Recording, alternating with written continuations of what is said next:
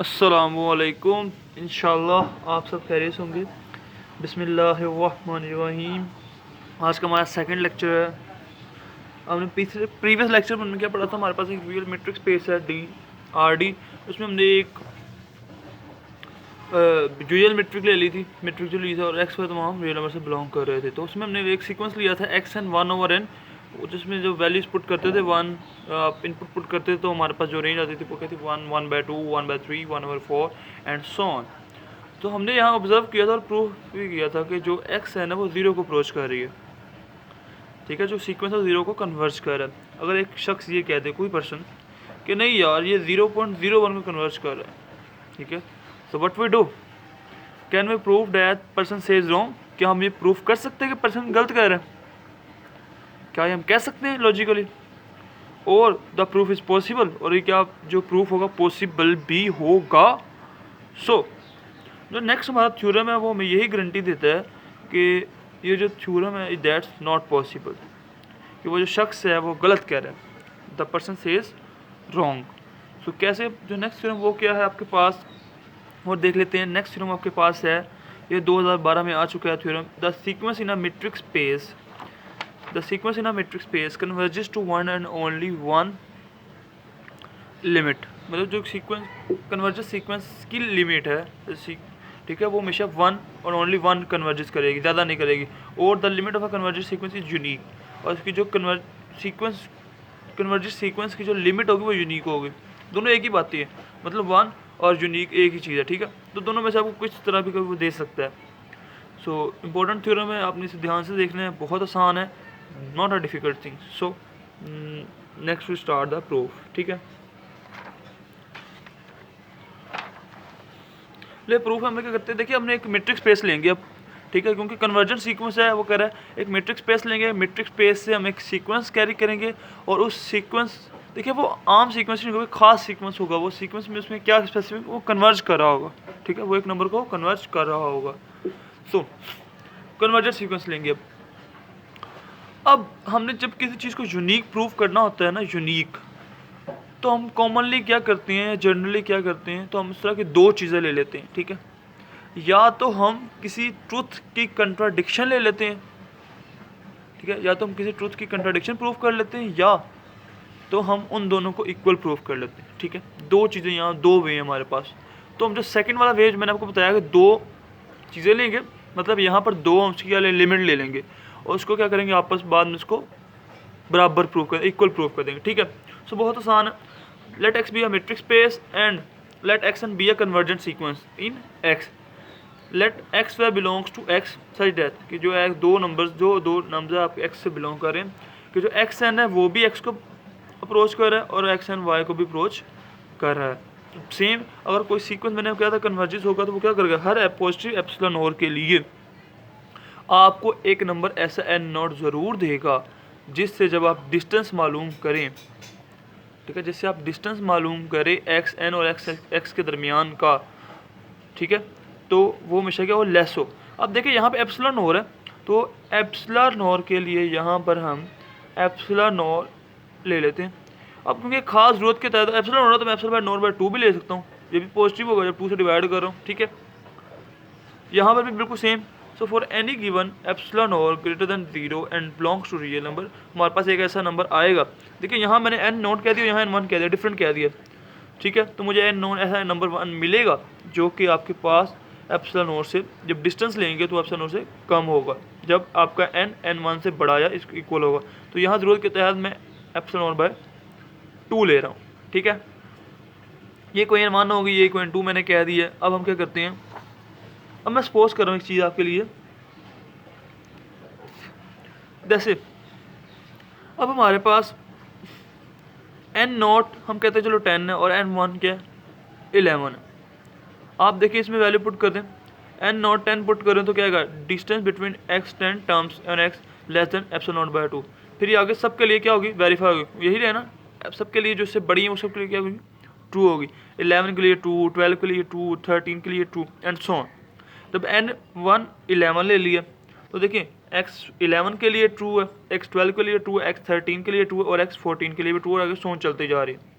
अब देखिए ऐसा कौन सा नंबर है जो इन दोनों के लिए ट्रू साबित हो रहा है। अगर x10 की बात करें तो x10 यहाँ पर ट्रू है, यहाँ पर ट्रू नहीं हो रहा। x11 की बात करें, यहाँ पे भी ट्रू है, यहाँ पे भी ट्रू है, 12 यहाँ पे भी ट्रू है, 12 यहाँ पे भी ट्रू है।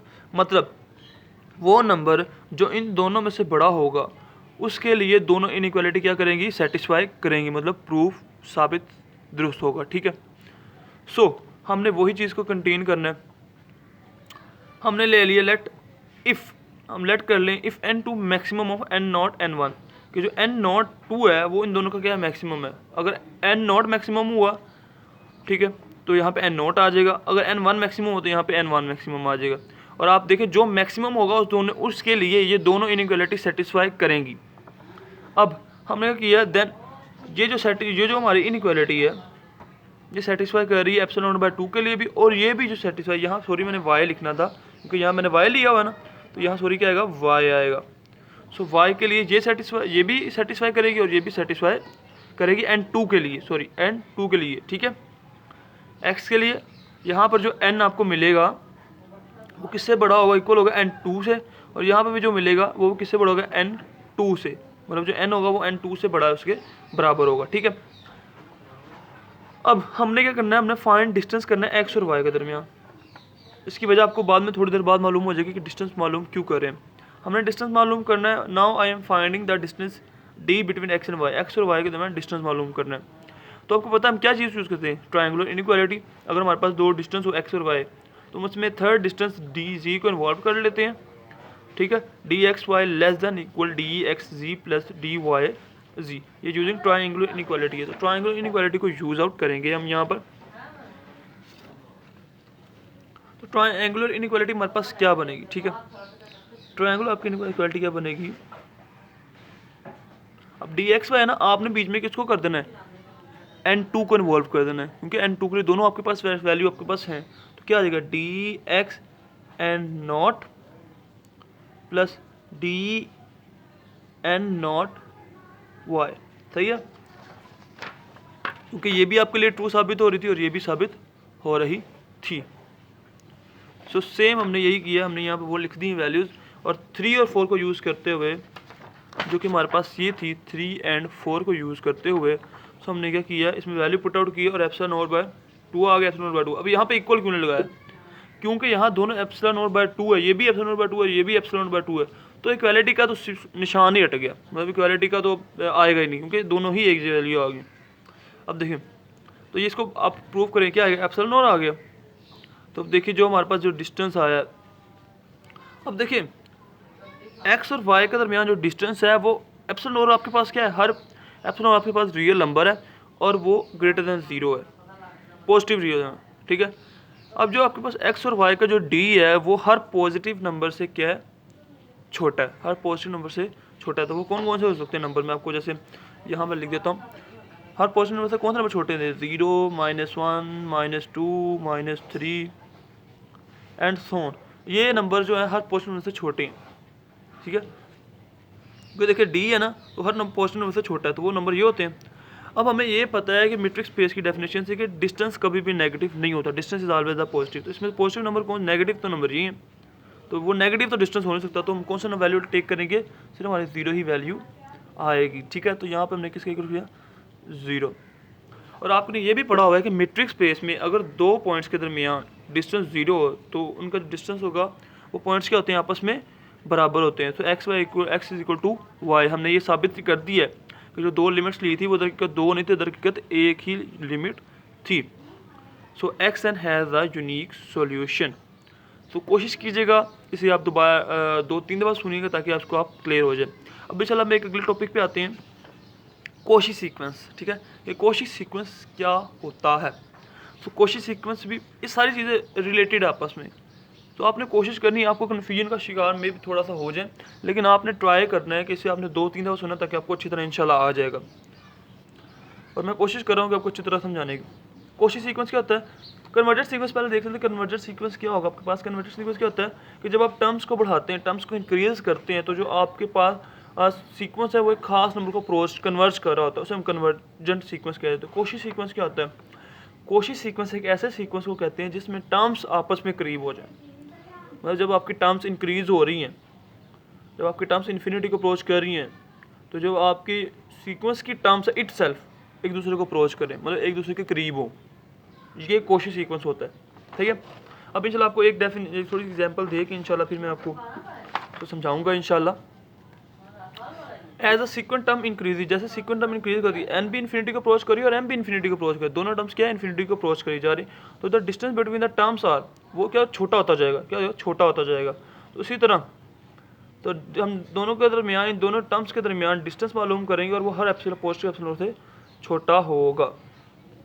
सही है, आपस में ये करीब हो रही है, इसका मतलब कि आपस में वो करीब हो, डिस्टेंस जितना कम होता जाएगा और वो पॉजिटिव एप्सिलॉन से छोटा वो क्या हो जाएगी, कम होता जाएगा, मतलब वो करीब हो रहे हैं, टर्म्स की आपस में करीब हो रही है, आपस अपने आप को कन्वर्ज कर रही है। ठीक है, अपनी टर्म्स को, अगली टर्म्स को। ठीक है, कन्वर्जेंट में क्या होता था, अगर एक्स ने एक्स को अप्रोच कर रहा है, कन्वर्ज कर रहा है, तो हमें एक ऐसा नंबर मिलता था एन नोट, जिसमें आपकी ये जो डिस्टेंस था हमेशा सेटिस्फाई होता था जब आप एन उस नंबर या उसके बराबर या उससे बढ़ा लेते थे।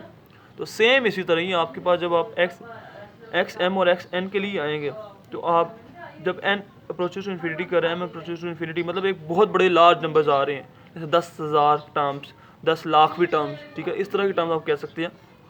सो हर पॉजिटिव एप्सिलॉन नॉट के लिए आपको एन नॉट मिलेगा, जिसमें आपका ये जो डिस्टेंस है ये क्या होगा, सेटिस्फाई होगा। तो ये चीज़ आपने जहन में रखनी है, ये बस छोटी सी है, इसमें टर्म्स आपस में क्या होंगे, करीब होंगे, जब जिसमें टर्म्स आपस में अपने आप को टर्म्स कन्वर्ज कर रही हो। ठीक है, सो देखिए अब definition, let X D be a metrics space, आपके पास एक्स डी क्या है, एक मैट्रिक्स स्पेस है, और आपने सीक्वेंस ले लिया एक्स में, a sequence X N is in X is called a Cauchy sequence. Cauchy sequence कब होगा, इफ़ फॉर एवरी एप्सिलॉन और आर, अगर एप्सिलॉन और जो जीरो रियल नंबर से बिलोंग कर रहा है और वो पॉजिटिव भी है, तो आपको एक एन नॉट नंबर मिले सच दैट कि जिस पे आपका इन दोनों का डिस्टेंस एक्स एन और एक्स एम का डिस्टेंस जो है वो क्या हो, लेस हो एप्सिलॉन हर पॉजिटिव एप्सिलॉन और से।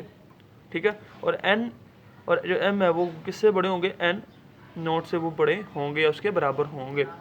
तो ये हमारा कोशी सीक्वेंस का डेफिनेशन थी। इंशाल्लाह हम इसकी जो एग्जांपल्स हैं और कुछ चीज़ें वो इंशाल्लाह एक अगर टॉपिक में करेंगे, इंशाल्लाह आपको समझ आएगी। अगर आपको ना समझ आ रही हो तो इंशाल्लाह इसको कोशिश कीजिए 2-3 दफ़ा सुनिए, ताकि इंशाल्लाह आपको मज़ीद समझ आ जाए। और फिर भी ना समझ आए तो इंशाल्लाह आपका कॉन्टैक्ट नंबर इंशाल्लाह डिस्क्रिप्शन में लिख दूंगा, तो आप उससे व्हाट्सअप करके मुझसे पूछ सकते हैं। तो जज़ाकल्लाह, अस्सलामु अलैकुम।